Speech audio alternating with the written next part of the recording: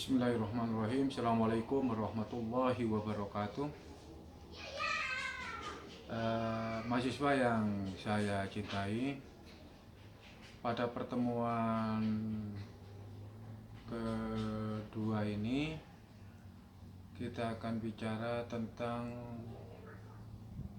pengertian metodologi penelitian sosial, kemudian pendekatan-pendekatan serta jenis-jenis penelitian. Ya. Sebagaimana diketahui bahwasanya metodologi penelitian itu paling tidak dilihat dari segi disiplin ilmunya itu ada metodologi penelitian sosial, ada metodologi penelitian ilmu-ilmu alam misalnya. Begitu banyak ya, gitu. Kemudian juga di dalam penelitian ini itu juga banyak pendekatan. Paling tidak ada dua pendekatan. Satu pendekatan kualitatif dan yang kedua adalah pendekatan kuantitatif. Nah, kita mulai terlebih dahulu dari pengertian metodologi penelitian sosial. Sebagaimana di slide ini Anda bisa melihat, nanti tolong dibaca saja terlebih dahulu mungkin di rumah ya. Kita langsung ke ini. Metodologi penelitian itu adalah ilmu tentang cara-cara kerja guna memahami objek kajian yang dilakukan secara sistematis dan menggunakan metode ilmiah untuk mencapai tujuan ilmu. Tujuan ilmu itu apa? Yaitu kebenaran ilmu. Ya. Gitu. Oke. Nah, kita mengetahui bahwasanya ada ilmu-ilmu alam dan juga ada ilmu-ilmu sosial. Belakangan juga ditambah dengan ilmu-ilmu sosial, itu termasuk humaniora. Nah, di antara kedua ilmu-ilmu alam tersebut dan ilmu-ilmu sosial itu ada perbedaan-perbedaan sebagaimana yang tercantum di slide ini. Ya. Misalnya dari segi keragaman objeknya atau keragaman gejalanya, ilmu-ilmu alam itu bersifat fisik, material, bersifat sederhana, acak dan stabil gejalanya. Sedangkan ilmu-ilmu sosial itu bersifat non fisik, sehingga oleh karena itu lebih kompleks. Dia bersifat dinamis, tidak stabil. Karena menyangkut apa? Psikologi manusia, hubungan-hubungan di antara manusia yang berkaitan dengan sosiologis, kemudian juga berkaitan dengan perubahan-perubahan kebudayaan yang ada di dalam kajian-kajian antropologis. Misalnya seperti itu ya.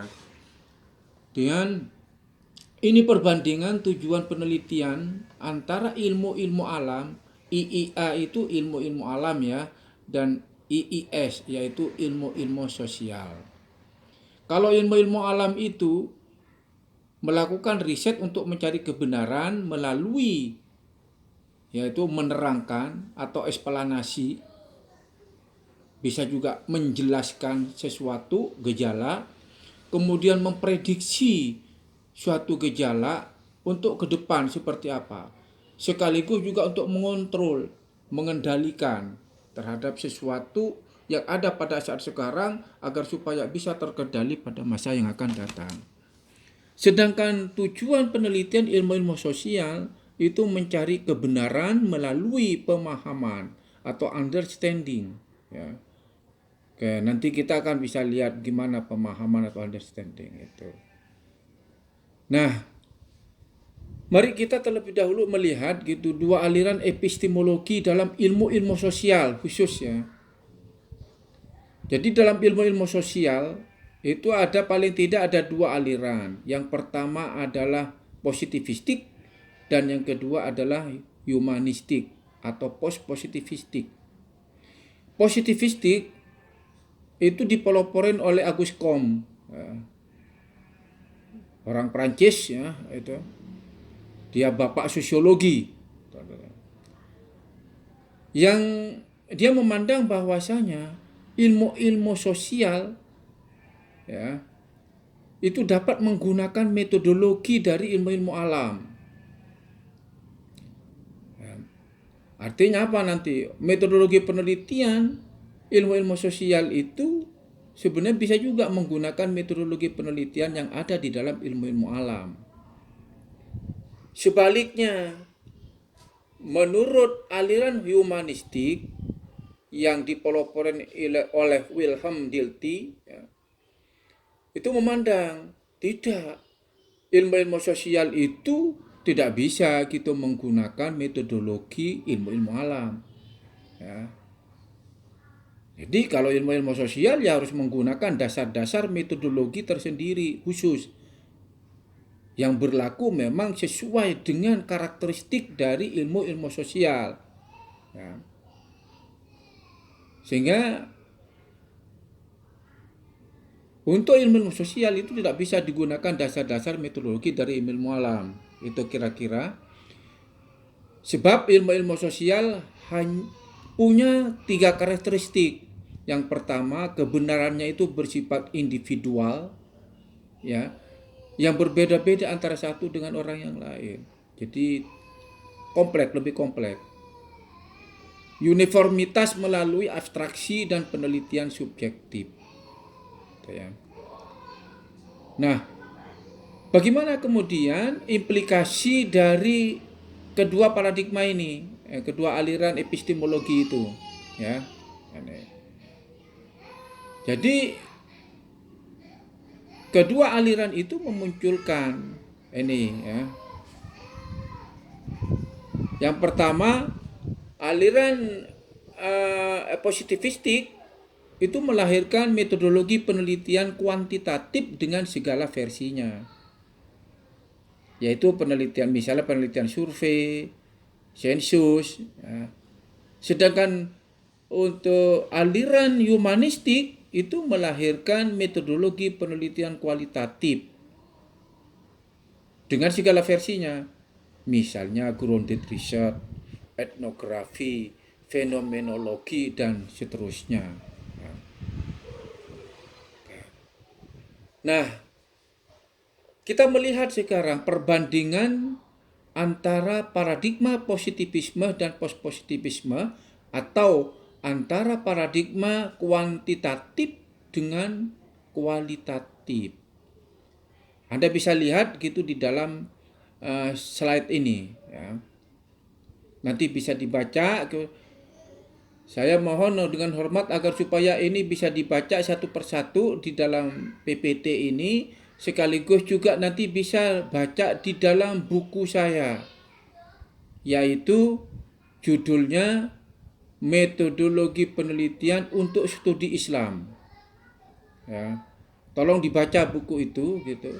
Dan tinggal dapat diakses melalui Google Scholar gitu ya.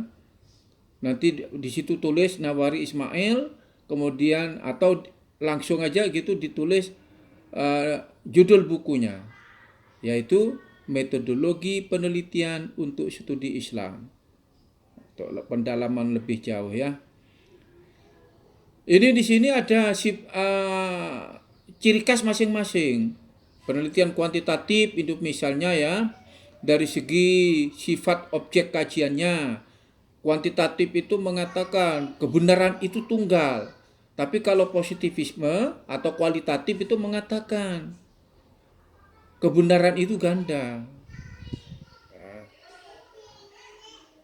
Kemudian dalam hubungan antara subjek penelitian dengan objek yang dikaji, ya, dengan pihak yang diteliti, Kalau untuk kuantitatif itu dianggap bersifat dualistik. Jadi maksudnya antara peneliti dengan orang yang diteliti itu tidak terjadi hubungan-hubungan emosional yang mendalam. Tetapi kalau di kualitatif, hubungan antara peneliti dengan orang yang diteliti itu bersifat interaktif. Ada hubungan-hubungan emosional yang mendalam. Ya. Contohnya seperti itu dan yang lain sebagainya ya. Ini masih perbandingan antara MPK. MPK itu adalah metodologi penelitian kualitatif dan MPKN yaitu metodologi penelitian kuantitatif ya.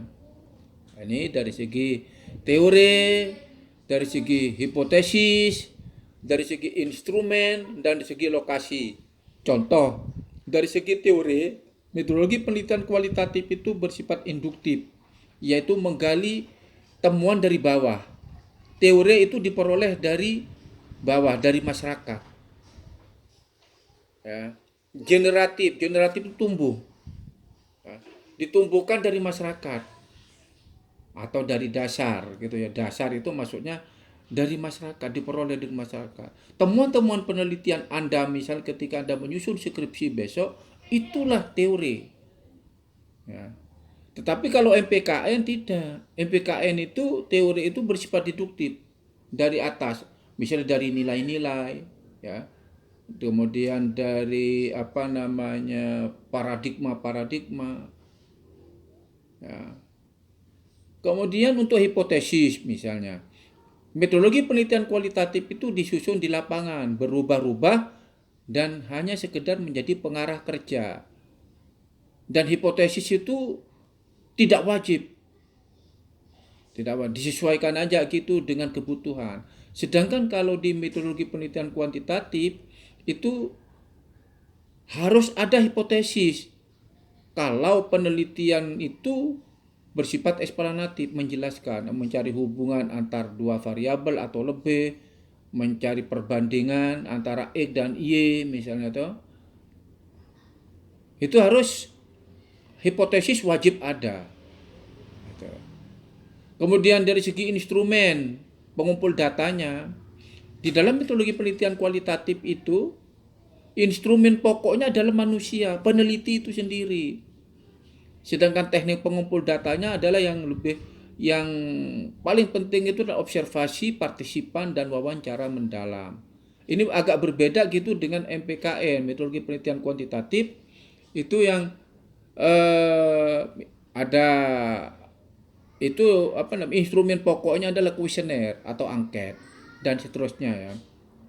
Oke. Ini nanti baca juga perbedaan desain riset ya. Tuh. Nah, sekarang kita masuk ke jenis-jenis penelitian. Jenis-jenis penelitian itu banyak. Paling tidak gitu ada 4. Dilihat dari bisa dilihat dari 4 aspek ini. Satu, penelitian dari segi bidang atau disiplin ilmu. Itu ada penelitian agama, penelitian pendidikan, penelitian bahasa, penelitian komunikasi, dan seterusnya. Sedangkan dari segi tempatnya itu ada 3. Ada penelitian laboratorium, ada penelitian perpustakaan, ada penelitian kancah atau penelitian lapangan. Nah, Anda nanti akan banyak melakukan penelitian lapangan ini. Kalau untuk laboratorium itu biasanya di bidang kesehatan, ya, kedokteran dan sebagainya. Tapi bisa juga Anda melakukan penelitian perpustakaan atau penelitian literatur. Ya. Kemudian yang ketiga dari segi penerapannya, penelitian itu ada 3, penelitian dasar, penelitian terapan, dan penelitian pengembangan. Nanti ada di belakang gitu masing-masing penjelasannya. Adapun dari segi tujuannya itu ada 3 juga, penelitian eksploratif, deskriptif, dan eksplanatif. Ini penjelasan masing-masing nanti ya. Itu Anda bisa melihat gitu. Kalau ini misalnya Anda masih belum paham juga, Anda bisa juga lihat gitu di dalam buku yang sudah saya tunjukkan tadi ya, metodologi penelitian untuk studi Islam ya. Itu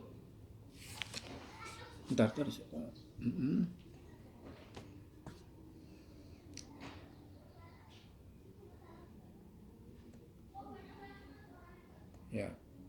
Ini contoh-contohnya ya. Oke. Oke, saya kira itu beberapa hal gitu yang terkait begitu dengan pengertian apa? Pengertian metodologi penelitian, kemudian pendekatan-pendekatan di dalam metodologi penelitian, serta juga jenis-jenis penelitian dilihat dari berbagai aspeknya. Terima kasih. Assalamualaikum warahmatullahi wabarakatuh.